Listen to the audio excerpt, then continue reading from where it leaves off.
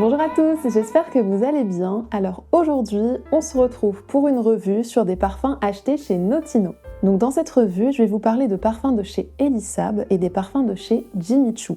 J'ai un truc dans l'œil, putain.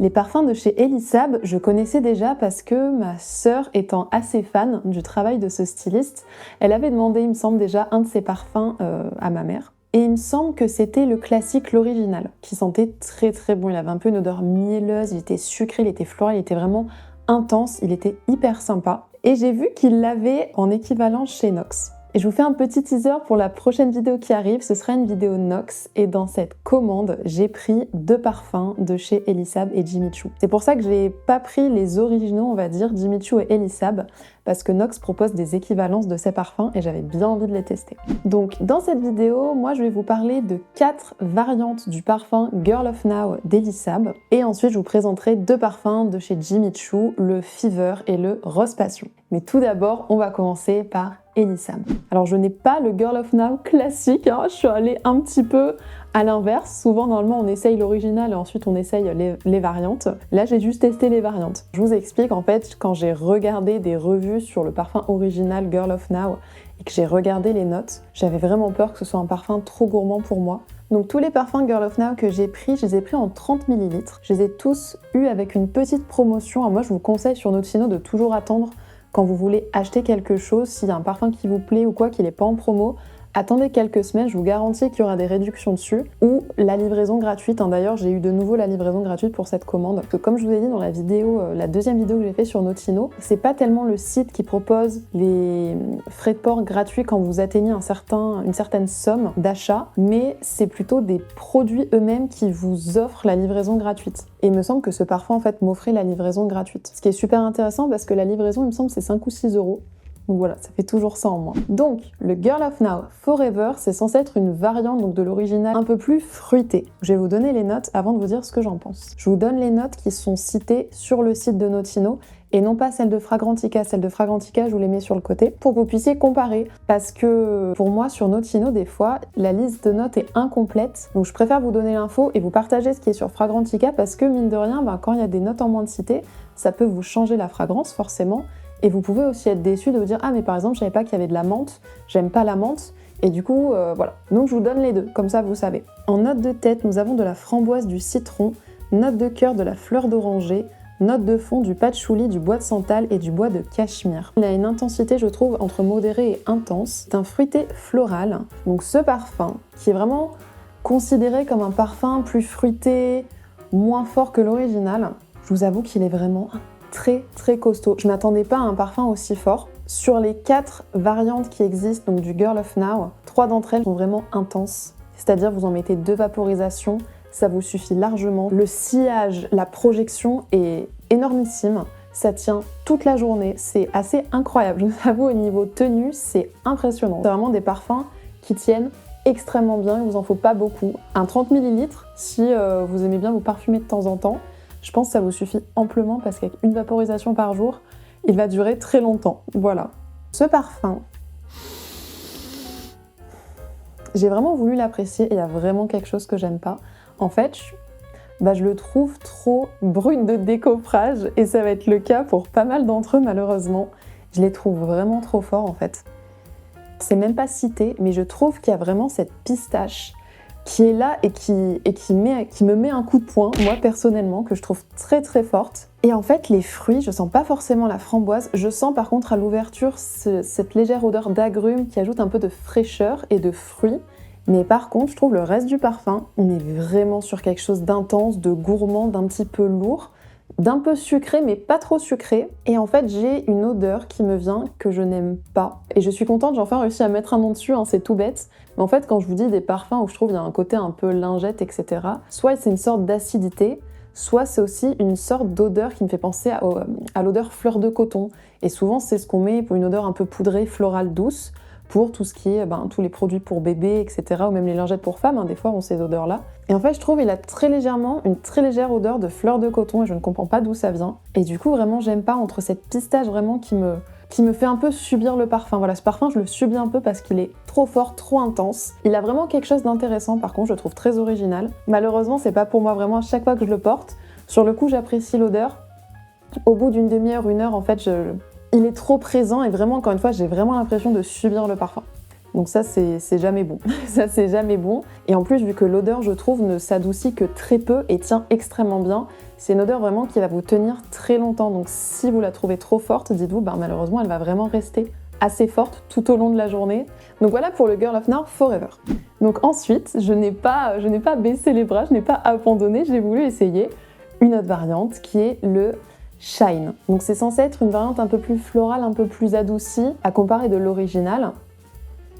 Et alors ce parfum, j'ai été hyper déçue parce que je m'y attendais pas. Déjà, je vais vous donner les notes et après je vous en dirai plus. Pareil, au niveau intensité, pour moi, on est entre modéré et intense et il est considéré comme floral. Donc en note de tête, on a de la poire, de l'ananas, de la pistache torréfiée, note de cœur, de la fleur d'oranger, de l'ylang-ylang et de l'amande, note de fond de l'iris, de la vanille et du patchouli. Et alors ce parfum, je pensais vraiment qu'il allait effectivement être très doux, fruité. Les gens n'arrêtaient pas de dire « Ouais, l'ananas, ça sent trop bon et tout ». Sincèrement, ce parfum, je suis vraiment très déçue. Il a une ouverture assez sympa, effectivement. Il y a un côté fruité. Sincèrement, je ne sens pas l'ananas, je ne sens pas la poire.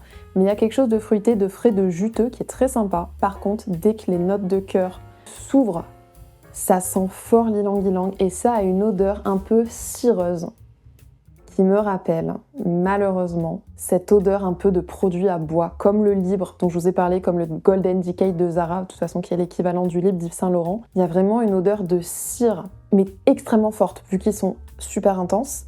Donc je pense que c'est ce mélange, j'ai pas, ylang-ylang, fleur d'oranger. Je comprends pas comment cette note intervient, et vraiment, j'ai l'impression d'avoir de la cire sur moi. Vraiment cette odeur de produit d'entretien de cire à bois que je n'aime pas du tout. Par contre, si vous aimez les parfums qui ont une base de cire, même pas vraiment de miel, mais vraiment de cire, si vous aimez le Libre d'Yves Saint Laurent, si vous aimez l'ylang-ylang, franchement, c'est vraiment un parfum qui pourrait vous plaire, en sachant encore une fois qu'ils sont vraiment très économiques parce que un pchit, deux pchits, ça vous tient quasiment toute la journée. Enfin, je dis quasiment, franchement, ça vous tient la journée. Donc ça, c'est impressionnant. Et ensuite, j'ai passé une commande de ces deux derniers parfums. Je me suis dit, mais on va tous les essayer. En fait, j'avais vraiment envie, je pense, d'en trouver un qui me plaît. Je me suis dit, sur ces 4 versions, je vais forcément trouver un qui me plaît. Vous allez voir, vous allez voir. Alors, celui-ci, c'est le Lovely. Et c'est un parfum qui est censé être un peu plus aromatique, un peu plus herbacé, mais toujours avec cette base du Girl of Now, qui est donc un peu cette fève tonka, cette pistache, ce côté voilà un peu gourmand, intense. Donc le Lovely, pareil, on est sur de l'intensité entre modéré et intense.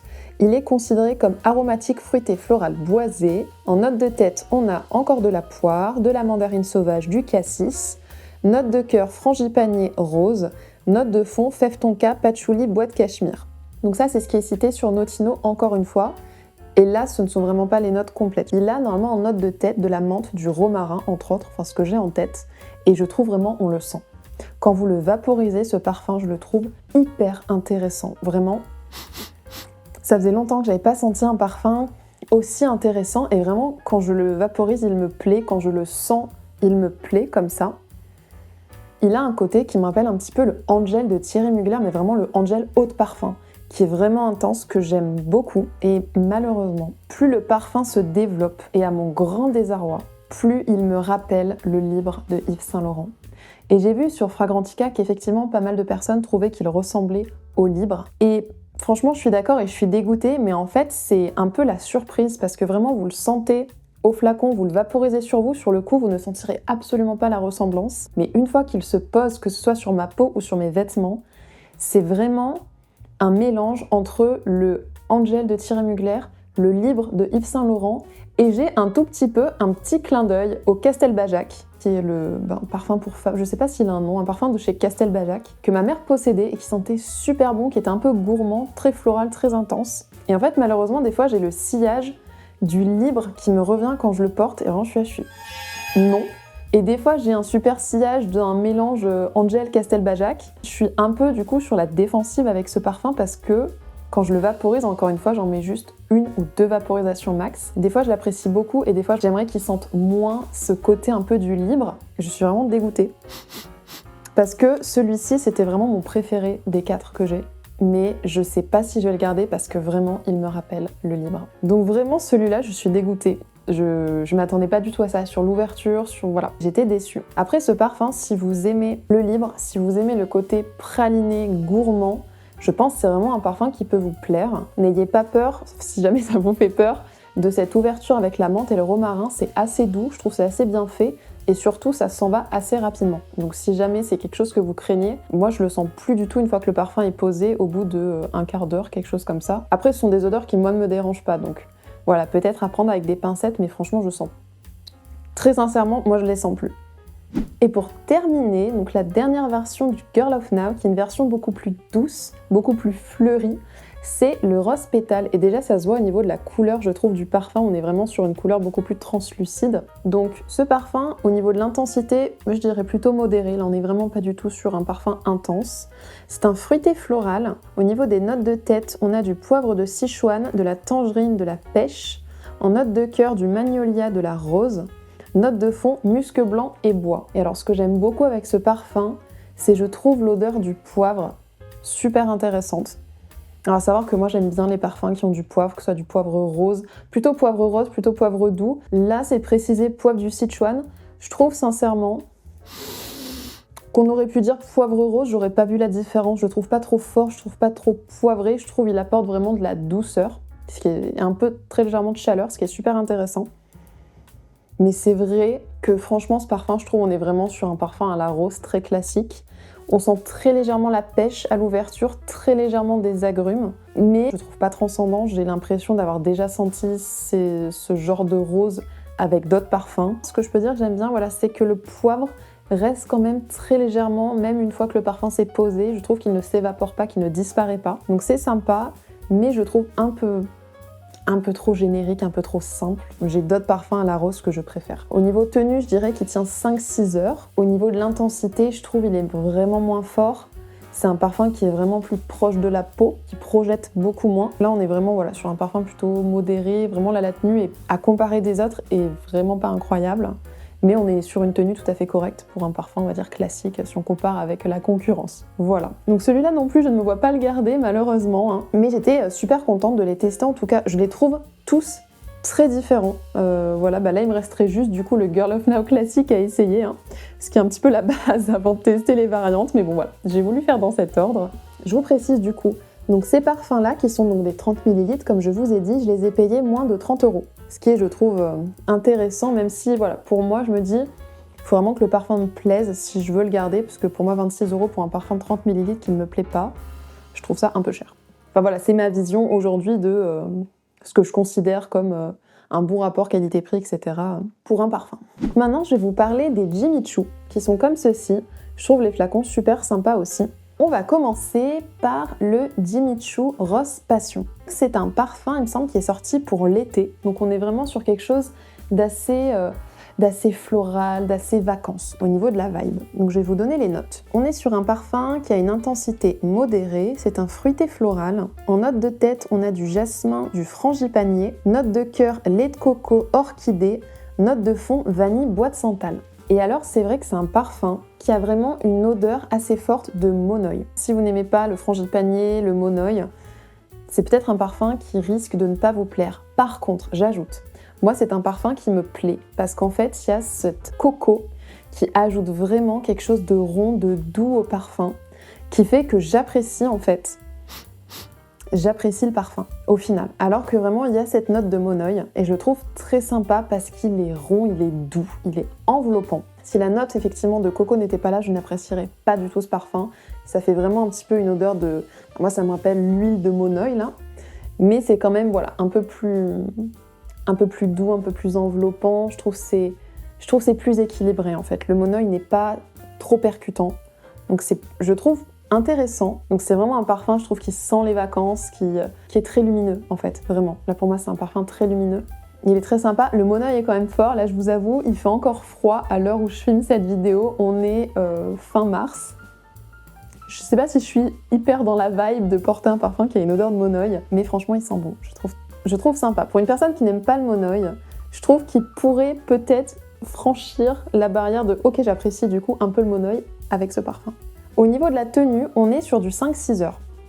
Il tient pas incroyablement bien, mais franchement 5-6 heures pour moi, pour un parfum floral qui a ce côté doux, Je trouve ça très bien. Et donc le Fever, pour terminer, c'est un parfum qui m'avait vraiment vendu du rêve au niveau de ses notes, au niveau de ses comparaisons sur Fragrantica. Donc je vais vous dire d'abord ce qu'il contient et après je vais vous dire ce que j'en pense. C'est un parfum qui a une intensité modérée. Il est oriental. En note de tête, on a du pamplemousse, du litchi, de la prune. Note de cœur, héliotrope, orchidée, vanille, jasmin, fleur d'oranger. Note de fond, benjoin, fève tonka, bois de santal, café, noisette et vanille. Ce parfum sur Fragrantica, vous savez, quand vous descendez, vous avez ce parfum me rappelle. Donc des gens trouvaient qu'il ressemblait au bonbon de Viktor & Rolf. Il était aussi comparé, il me semble, au Black Opium ou quelque chose comme ça. Et moi, c'est des parfums que j'adore. Et là, je sens le parfum. Et je me dis, mais ben non. Alors, je comprends où ils veulent en venir, parce que c'est vrai qu'on a vraiment, dans ce parfum, on a quelque chose de très poudré qui me rappellerait un peu cette base du Black Opium, qui me rappelle très légèrement le bonbon de Viktor & Rolf. Mais dans ce parfum, ce que je ne comprends pas, c'est que moi, il y a cette note de fleur de coton qui ressort, et je comprends pas le délire. C'est censé être un parfum pour le soir, quelque chose d'intense, qui tient bien sur sa peau, et moi j'ai l'odeur de fleur de coton, et je me dis, quel est le délire du truc? Donc, je ne comprends pas, personne n'en parle, mais peut-être c'est moi, parce que vraiment ces notes... Cette note poudrée, fleur de coton, c'est vraiment quelque chose que j'aime pas du tout. Peut-être si c'est une note que vous appréciez ou qui ne vous dérange pas, vous ne la sentiriez pas. Et moi, vraiment, je la sens et ça me dérange. On a quand même cette vanille en base, un côté poudré, enveloppant qui est sympa, mais cette note qui pour moi, vraiment est à 25% dans le parfum de fleur de coton, ça passe pas du tout. Je me dis, mais je comprends pas l'intérêt du truc. Au niveau de la tenue, il est pas trop malin. Il tient bien 6-7 heures. Il va pas projeter de fou, mais vous le sentirez bien. Mais par contre, voilà, pour moi, c'est un flop total. Je n'aime vraiment pas du tout. Cette note de fleur de coton me dérange au plus haut point, parce que je n'aime pas. Si vous aimez les parfums un peu doux, si vous aimez les parfums poudrés, je pense que c'est un parfum qui pourrait vous plaire. Des personnes trouvaient aussi qu'il avait un peu une odeur de vin. Et en fait, je trouve qu'il a très légèrement une odeur de marc de vin, mais très léger. Je sais pas, à 7% quoi. Donc au niveau des prix, je vous ai pas dit, donc le Fever c'est un 60 ml et je l'ai payé 38 €. Il me semble, ouais, ça doit être un des plus chers que j'ai acheté sur Notino. Voilà, donc 38 € celui-là. Et le Rose Passion c'est un 40 ml et je l'ai payé, il me semble, 27 €. De tous les parfums que je vous ai présentés, moi je pense garder le Rose Passion et peut-être, vraiment, avec des grandes pincettes, peut-être le Lovely. J'ai pas de coup de foudre incroyable, je vous avoue. Bon, entre les deux, je préfère franchement le Jimmy Choo, qui a vraiment, je pense, avec cette coco, ça ajoute quelque chose que j'aime beaucoup. Là, le Lovely, c'est vrai que l'ouverture, j'adore, et après, le reste, je suis un peu moins fan, donc voilà. Écoutez, c'est tout pour moi, j'espère que le contenu de cette vidéo vous a plu. Si c'est le cas, n'hésitez pas à lâcher un petit pouce, ça fait toujours plaisir. Moi, je vous retrouve pour la vidéo de la rédemption donc de Nox. Voilà, je vous le dis, j'ai commandé 10 parfums et on croise les doigts, j'ai commandé un parfum identique à un parfum 50 ml que j'avais acheté dans ma dernière vidéo Nox où c'était le méga flop et j'en ai racheté un 30 ml juste pour être sûre au niveau de la grosse supposition que j'avais fait que peut-être il y avait une différence de parfum au niveau des 30 ml et des 50 ml. Voilà, donc on aura la surprise, je ne sais pas, je ne l'ai pas encore reçue. Écoutez, moi d'ici là, je vous souhaite une très belle journée, prenez soin de vous et à très vite.